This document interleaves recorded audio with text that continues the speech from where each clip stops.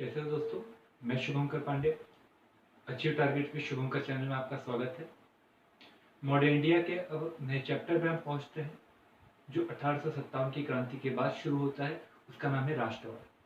भारत में राष्ट्रवाद, ये भारत में राष्ट्रवाद 1857 के बाद में शुरू होता है और कई सारे लोग राष्ट्रवाद को 1885 में कांग्रेस की स्थापना के बाद मानते हैं। पर जब हम 1857 के बाद, 1857 के पहले और 1885 के भी पहले कि अगर हम कई सारी संस्थाओं के बारे में अगर हम ध्यान रखते हैं तो हमें पता चलता है कि राष्ट्रवाद की शुरुआत 1885 के बाद कांग्रेस की स्थापना के बाद नहीं, बल्कि छोटे स्तर पर ही सही पर 1885 के पहले हमें दिखाई देने लगती थी। जैसे कि हम कई सारी संस्था अगर देखें जिसमें आप देखोगे पूना सार्वजनिक सभा, लंदन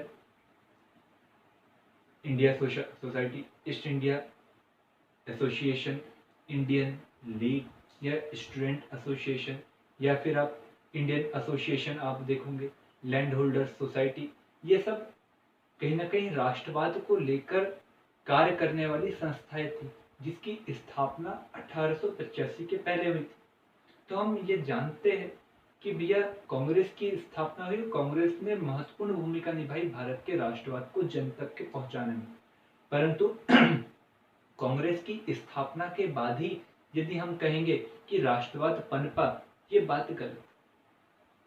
तो हमें आज के चैप्टर में ये देखना है कि राष्ट्रवाद भारत में इसके कारण क्या थे, मतलब ये किस प्रकार से आया। दूसरा, राष्ट्रवाद को फैलाने में, जनता तक के पहुंचाने में कांग्रेस की महत्वपूर्ण भूमिका रही। तो कांग्रेस की स्थापना कब हुई? 1885 में। तो 1885 के पूर्व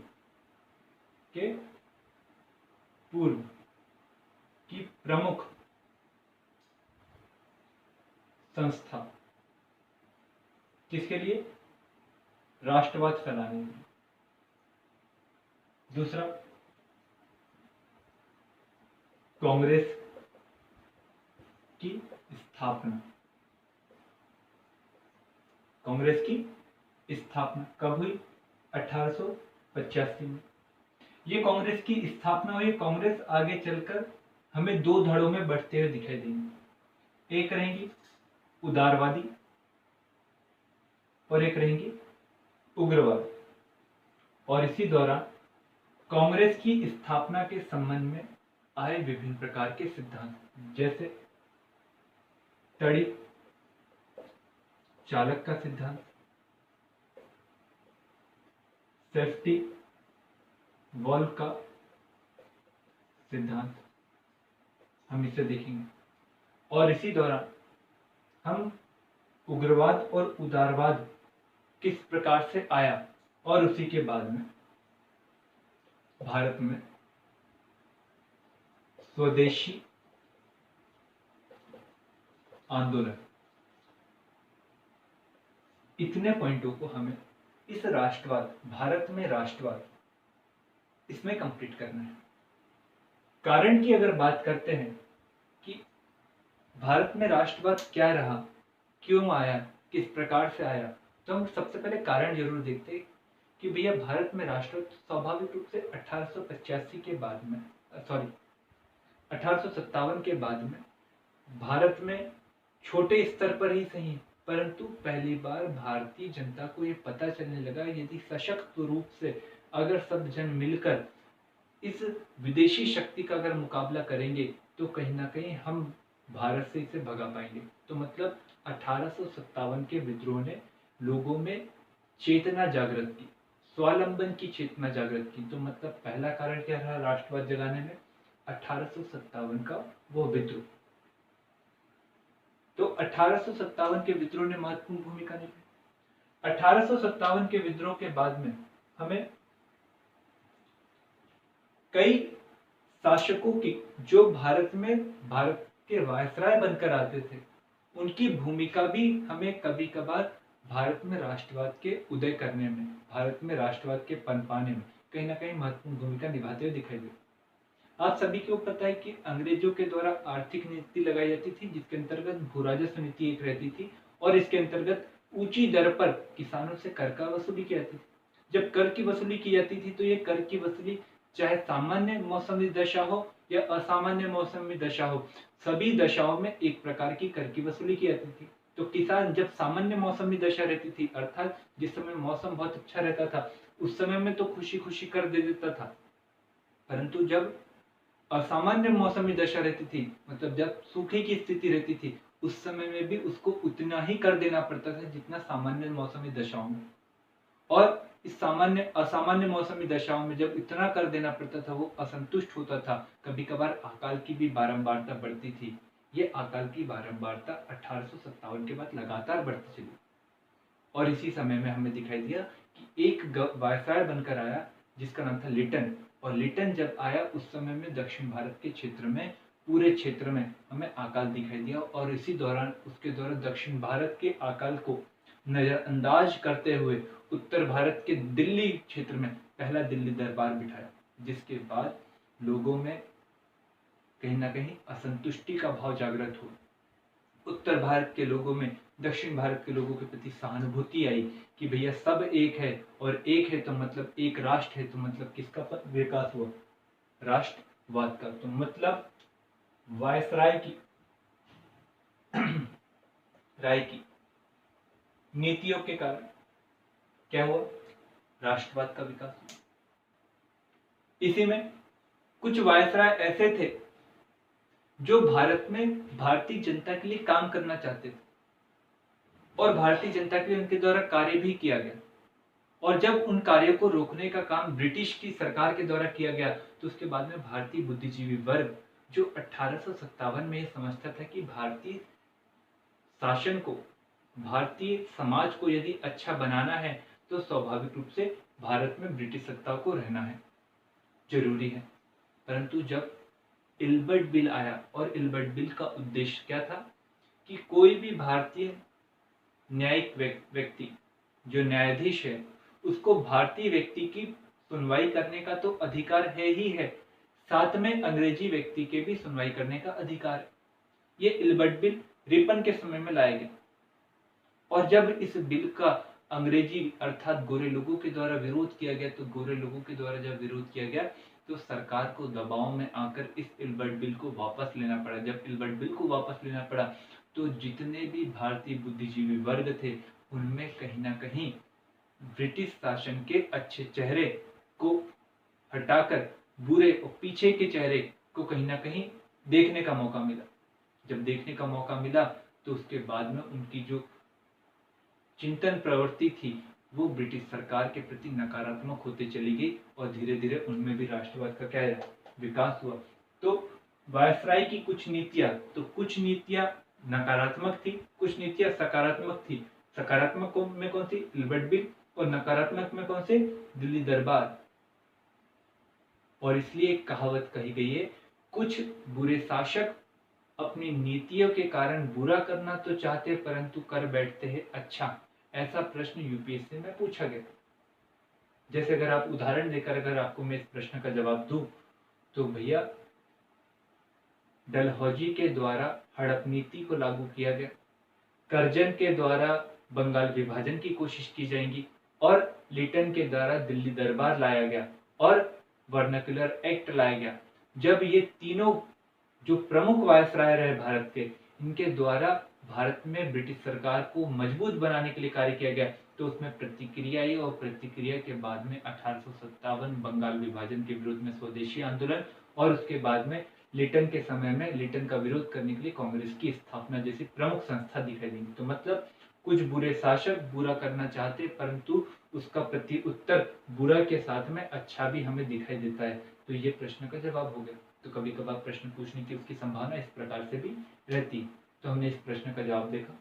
तो ये प्रमुख घटनाएं थी जिन्होंने भारत में राष्ट्रवाद को पनपाने में महत्वपूर्ण भूमिका निभाई। इसके अतिरिक्त कुछ बुद्धिजीवी वर्ग थे जो विदेशों से शिक्षा प्राप्त करके आए थे और इनकी शिक्षा ने भारतीय शासन का मूल्यांकन करने के लिए इनको आकर्षित किया, जिसमें दादा भाई नौरोजी, प्रमुख व्यक्ति थे और जिनके द्वारा भारत की गरीबी के विषय में मूल्यांकन किया गया। और मूल्यांकन जब 1867 के करीब करीब किया गया तो उनके द्वारा कहा गया कि भारत गरीब होने का कारण भारत में ब्रिटिश की आर्थिक नीतियां, और इस आर्थिक नीतियों के कारण भारत का पैसा जो है वो बाहर जा रहा है, भारत का पैसा भारत में खर्च नहीं हो रहा है, जिसके कारण पूंजी निर्माण की प्रक्रिया कहीं ना कहीं अवरुद्ध हो बैठी है। और अवरुद्ध होने के कारण भारत में निवेश नहीं हो पा रहा, और जब निवेश नहीं हो पा रहा है तो स्वाभाविक रूप से रोजगार नहीं बढ़ पा रहे। रोजगार नहीं बढ़ पाने के कारण हमारे देश के कई सारे लोग भूखमरी का सामना करना पड़ रहा है।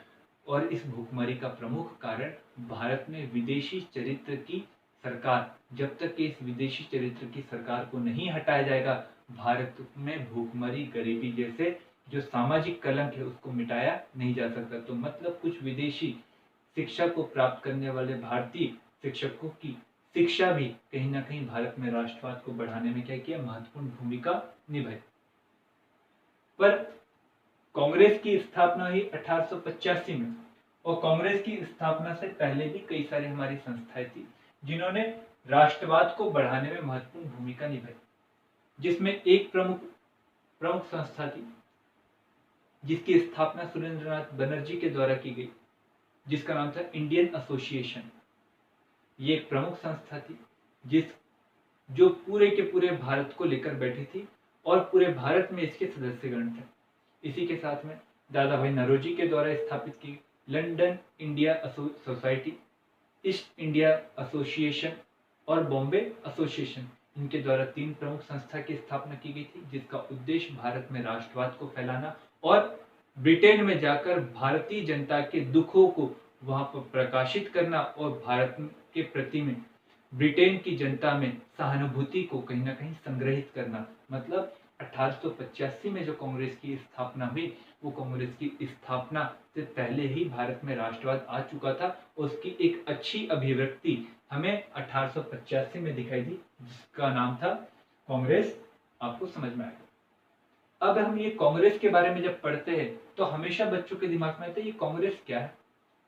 कांग्रेस एक शब्द है जिसका अर्थ है एक समान लोगों की बैठक, और ये लिया गया है अमेरिकी के संसद से।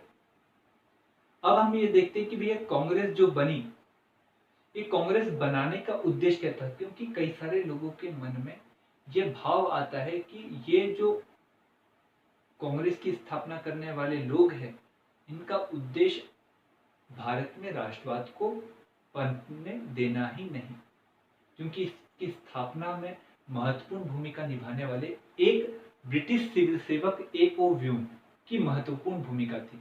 और यही कारण था कि हमेशा 1885 में स्थापित हुई कांग्रेस के प्रति हमेशा जो राष्ट्रवादी व्यक्ति थे वो हमेशा संशय की नजर से देखते थे। इसलिए एक सिद्धांत भी दिया गया जिसमें कहा गया कि भैया कांग्रेस की स्थापना करने का उद्देश्य पुनः ब्रिटिश शासन के प्रति भारत में 1857 जैसा कोई विद्रोह ना हो, अर्थात भारत में शासन करने वाले ब्रिटिश सरकार को हमेशा भारतीयों के दुख दर्द के बारे में हमेशा लगातार जानकारी अगर प्राप्त होते रहेंगी तो पूरे लोगों के दुख दर्द को वो कम ना करके कुछ लोगों के दुख दर्द को कम कर देंगे, तो विरोध की जो प्रबल संभावना होती थी उसको कम कर पाएंगे। और जब प्रबल संभावना कम हो जाएंगी विरोध की, तो स्वाभाविक रूप से भारत में ब्रिटेन का शासन हमेशा लंबे समय तक के चल पाएगा।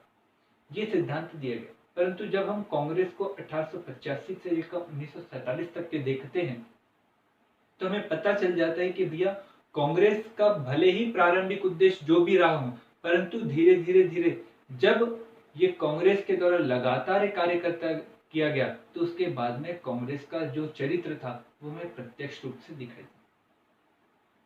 कांग्रेस की स्थापना हुई और कांग्रेस की स्थापना के विषय में कई सारे तर्क दिए गए कि ये वो बुद्धिजीवी वर्ग की संस्था है जो अपने पेशे में कहीं ना कहीं सफल है, परंतु वो जब खाली समय में हनीमून डेज में रहते हैं तब वो राष्ट्र के विषय में चर्चा करने के लिए 3 दिन के लिए बैठते हैं। तो इसी विषय में तिलक के द्वारा कहा गया था कि मेंढक की तरह 3 दिन टरटराने से राष्ट्रवाद नहीं पनपेगा, इसके लिए एक सुनियोजित योजना होनी चाहिए। तो इसको कहते हुए कांग्रेस की लगातार हमें आलोचना होते हुए दिखाई दी। पर जब आप देखोगे कि कांग्रेस ने राष्ट्रवाद को पनपाने में बहुत अधिक महत्वपूर्ण भूमिका निभाई, तो उसके बाद में कांग्रेस पे लगने वाले प्रश्न चिन्ह हमें हटते हुए भी दिखाई देंगे।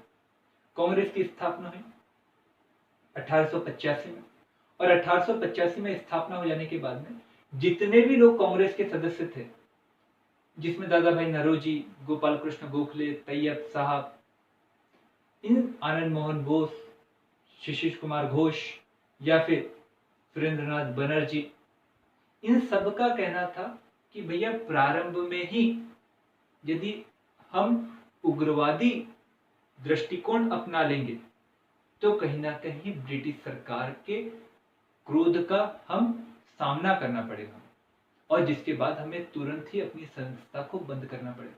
और यही कारण रहा कि उनके द्वारा 1885 में कांग्रेस की स्थापना के बाद में अपने चार्ट में उनके द्वारा भारत में ब्रिटिश सत्ता के प्रति अपनी सहानुभूति प्रस्तुत की और कहा, दादा भाई नौरोजी ने अपने शब्दों में कहा कि मैं एक ब्रिटिश सरकार की और इसलिए देख रहा हूं क्योंकि मैं ब्रिटिश सरकार के उपनिवेश की जनता का एक व्यक्ति हूं जो अपनी सरकार से अपनी बातें मनवाना चाहता है, अपनी सुविधा लेना चाहता है, जो उसका हक है। यदि ये हक ब्रिटिश सरकार हमें नहीं दे सकती तो मुझे ब्रिटिश सरकार की जनता कहलाने का कोई हक नहीं, अर्थात मुझे आजाद कर दो।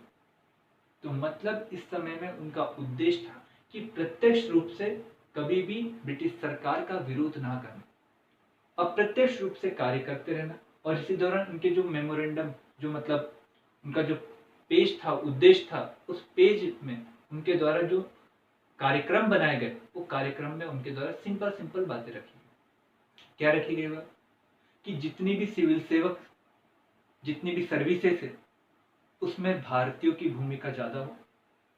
दूसरा, जो सेना पर बहुत अधिक मात्रा में खर्च किया जाता है, किए जाने वाले खर्च को थोड़ा सा कम किया जाए। गुप्तचर प्रणाली, जिसके कारण लगातार लोगों को कहीं ना कहीं प्रताड़ित करने की कोशिश की जाती है, उसको समाप्त किया जाए। भारत में होने वाले व्यापारिक घाटे को संतुलित किया जाए। प्रशासन में भारतीयों की भूमिका को और बढ़ाया जाए। तो मतलब कभी भी प्रारंभिक दौर में कांग्रेसियों के द्वारा भारत सरकार का अर्थात ब्रिटिश सरकार का विरोध नहीं किया, और यही कारण था कि प्रारंभ में डिज़रायली और जैसे कई सारे लोग उनके द्वारा हमेशा भारत में कांग्रेस का समर्थन किया। पर जैसे जैसे कांग्रेस अपने कार्यक्रम को बढ़ाते चली गई और बढ़ाते जाने के बाद में धीरे धीरे अपने राष्ट्रवाद की ओर उन्मुख होते चली गई, उसके बाद में हमें दिखाई देने लगा कि भैया कांग्रेस के प्रति ब्रिटिश सत्ता की जो निगाहें थी, वो जो सोच थी, वो बदलने लगी। और इसी दौरान कई सारे कांग्रेसियों के द्वारा ब्रिटिश सरकार पर दबाव बनाया गया कि भैया आप लोग भारत की जनता के प्रति अपनी सद्भावना के साथ में कुछ कार्य भी करिए। और उसी दबाव के कारण उनके द्वारा भारत परिषद अधिनियम लाया गया 1891 का। पर 1891 का जब भारत परिषद अधिनियम लाया गया और उसमें जब कुछ भी भारतीयों को नहीं मिला, बल्कि भारतीयों को दिए गए पूर्व के अधिकार को और छीन लिया गया, उसके बाद में जो उदारवादी धड़ा था, जो उदारवादी पक्ष था, उसमें कहीं ना कहीं फूट पड़ने लगी। और फूट पड़ने के बाद में कांग्रेस में उदारवादी से एक नई विचारधारा बनने लगी, जिस विचारधारा का नाम था उग्रवादी। और उग्रवादी विचारधारा के नेतृत्व करने वाले प्रमुख व्यक्ति लाल बाल पाल। इनके द्वारा अब कांग्रेस के अंदर रहकर ही, कांग्रेस के अंदर रहते ही ब्रिटिश का किस प्रकार से विरोध किया जाए, उसके लिए अलग रणनीति बनाने की बात की गई। जब अलग रणनीति बनाने की बात की गई तो मतलब प्रत्यक्ष विरोध करना, अप्रत्यक्ष रूप से विरोध नहीं करना, प्रत्यक्ष रूप से विरोध करना, कर नहीं देना। जो इस प्रकार से सरकार बोलती है कि नियमों का पालन करें, कानूनों का पालन किया जाए, तो उग्रवादी कांग्रेसियों का कहना था कि इस प्रकार के नियमों का पालन नहीं करना चाहिए, क्योंकि अगर हम पालन करते हैं तो कहीं ना कहीं ब्रिटिश शासन को भारत में आप सत्यापित करते हो कि भैया वो रहेंगी तो ही हम सभ्य बने रहेंगे। जब हम इन नियमों का पालन ना करते हुए भी यदि हम सभ्य रहेंगे तो कहीं ना कहीं हम ब्रिटिश सत्ता को यहाँ से भगा पाएंगे और उनका जो वाइड ब्रीड बर्डन थ्योरी है हम उसको हटा पाएंगे। इस माध्यम से उग्रवादी और उदारवादी दोनों के बीच में वैचारिक द्वंद्व बढ़ने लगा। एक तरफ गोपाल कृष्ण गोखले, दादा भाई नौरोजी जैसे व्यक्ति थे, तैयब साहब थे, फिरोज शाह मेहता साहब थे। एक तरफ लाल बाल पाल जैसे व्यक्ति थे जो अपनी अपनी विचारधारा के प्रबल समर्थक थे। परंतु आगे चलकर कुछ ऐसी घटनाएं घटी, इन घटनाओं ने हमारे देश में कांग्रेस के विभाजन का भी कारण बना। तो हमने आज ये देखने की कोशिश की कि भारत में राष्ट्रवाद किस प्रकार से आया, कांग्रेस की स्थापना के पूर्व की प्रमुख संस्थाएं क्या थी, भारत में कांग्रेस की स्थापना कब हुई और उदारवादी में से उग्रवादी किस प्रकार से आया और उग्रवादी को बढ़ाने में और कौन कौन से कारण रहे। ये कारणों की चर्चा हम कल के लेक्चर में करने की कोशिश करेंगे और समझने की कोशिश करेंगे और भी चीजें कि केवल 1891 के अधिनियम का असफल होना ही क्या उग्रवादी विचारधारा के पनपने का कारण था कि कई अन्य कारण भी थे। हम इन बातों को कवर करते हुए हम बंगाल विभाजन के साथ में स्वदेशी आंदोलन को भी पढ़ने की कोशिश करेंगे। अर्थात हम 1885 से लेकर 1915 तक के जो घटनाएं घटी उन प्रमुख घटनाओं के बारे में पढ़ने की कोशिश करेंगे। यदि आपको वीडियो अच्छे लगे हो तो आप जरूर उसको लाइक करिए, चैनल को सब्सक्राइब करिए। Thank you.